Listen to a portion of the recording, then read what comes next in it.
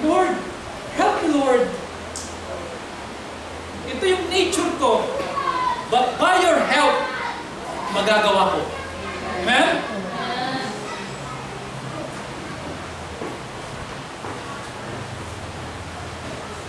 Again, church, sa buong buwan kasi na ito, iba-iba yung discuss natin. Kanya-kanya tayong weakness. Well, ako naman ang sinisingle fire ng pastor. I said, kanya-kanya tayo ng weakness. Siguro weakness mo ito. Weakness naman natin lahat ito eh. Hindi naman isang tao lang may weakness ito. Weakness natin ito lahat. At kung weakness natin ito mga kapatid, we need to overcome. Para makapunta tayo sa next level of our maturity. Amen. Overcome by the grace of God. Ma-overcome ko rin ko sa biyaya ng Panginoon. At ang pag-overcome, pag-climb dito ay hindi naman isang talon lang eh. Dito ka na, hindi naman yan ganun eh. Unti-unti, kapit ng gano'n. Mahirap yan. Talagang bubo ka pa rin yan. Hanggang makarating ka na dito. Amen? Dito. Bawat linggo, may discuss tayo na kailangan natin yun. Okay po ba yung church? Amen. Makita natin, ma-identify natin, maging klaro sa atin, magkaroon tayo ng understanding sa mga bagay na ito. At napakahalaga nito. At hindi ito biro-biro. Dahil napakalaki na pwedeng wasakin ito. Kaya kung minsan natin-divide ang church saan? Chismisan. Kita mo? May group A na, may group B na. Why? Because of and kung kilala mo na talagang ganyan yan, maging agiri ka na lang.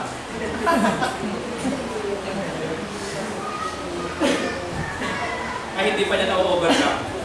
Amen? Amen, church?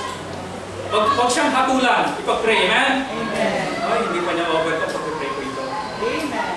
Hindi pa. Amen? Pero ma-overcome din niya ito sa biyaya. At yung ganda ng samahan. Ay, pastor, siya na madaldal pa rin.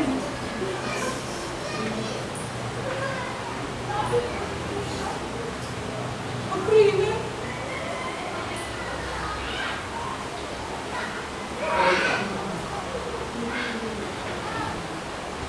Alam niyo po ba? Pwede tayong instrumento ng Panginoon gamitin para sa kanila. Amen? At tulungan sila. Di ba sabi ng Bible, bear one another's burden? Di ba ang weakness burden yan? Tulungan. Hindi yun, ay chismosa pa rin pastor eh. Hindi lang kay pastor sinabi, chismosa, ganun pa rin eh. Hindi nagbabago. Kakarinig lang ng preaching eh. Patuwi na pa eh, ganun pa rin. Help them, amen? Amen. Kadalasan naman po ang totoo mga kapatid, after preaching, mayroong agad pagsubok. Di ba ba? Yes. Nakatapos pa lang ng preaching, kita mo yung agad ang pagsubok. Hindi, ganyan ang kalakaran. Kaya dapat unawang kagad natin yan, amen? Amen.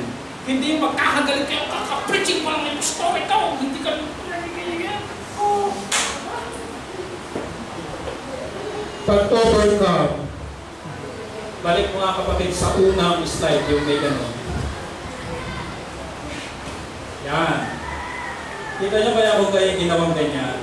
Sino ba unang letra? Si E. Susunod si M. Susunod si O. Susunod si C. Susunod si R. E. B. O. Hindi yan bigla. Unti-unti. It takes months. It takes years, but we can by the grace of God. Amen? Amen. Pero mahalaga, meron tayong pino-pursue, meron tayo pino-overcome. Kesa sa wala. Amen? Meron tayo lahat, tayo ba na? Imo namin Diyos, mga Panginoon sa lahat, salamat sa isang bagay na aming natutunan. Hindi biro-biro ang bilang. Napakalaki ang pwedeng sirain ito. Maraming buhay, pamilya, pagkakaibigan, mag-anak, kaibigan, kapatid, magulang, ang kayang sirain ito at sunugin. At yung sunog na dulot nito ay hindi ganun kadaling apulahin. Naiintindihan namin ito ngayon, Panginoon. Nakita namin kung gaano kahalaga na ang dila sa biyaya mo ay makontrol.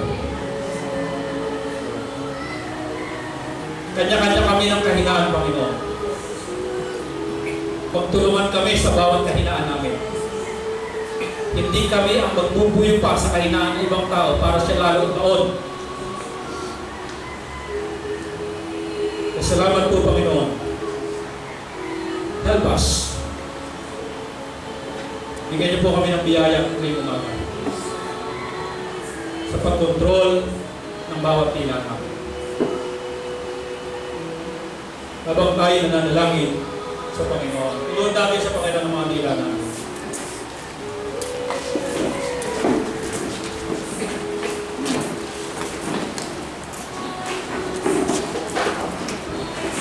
World of enabling, unruly evil, mahirap paamuin, katulad ng apoy, may satanic influence, bibiro ang ating dila. Kailangan natin itong kontrol sa mga.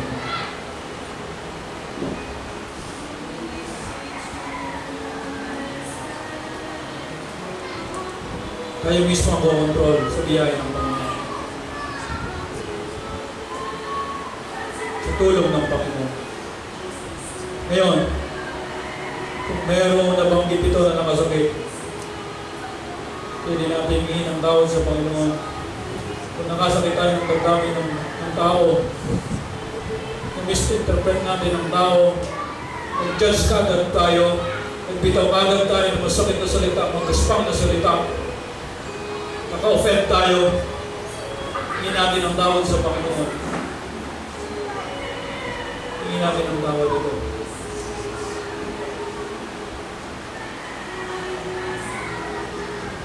Ang bawat salitang ating binibitawan na hindi na pwedeng bawiin.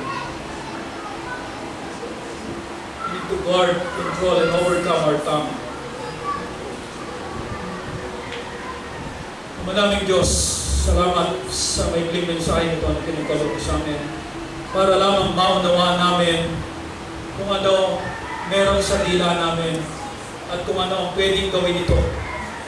Salamat sa pagkakaunawang ibinigay mo ngayon. Maging mapagbantay kami sa aming dila sa tulong at gabay mo. Maging mapag-control kami sa bawat pagbigkas ng aming mga sasabihin. Tulungan mo kami, Panginoon, nang sa gayon, Panginoon, hindi apoy na makapanunog at makapanira ang dumaloy sa mga dila namin. Sa halip, magkaroon ito ng magandang pagdaloy na walang nababiolate na nais mo sa buhay namin. Inconsistent, Panginoon, ang dila namin. Kaya turuan kami at tulungan, Panginoon, na maibuka ito sa mga bagay na dapat ang sabihin. At tulungan mo rin kami, Panginoon, na isarado sa mga bagay na dapat na nakasarado lang ito. Salamat po ng marami. Ipanalangin namin sa inyo sa pangalan ng Panginoon Jesus.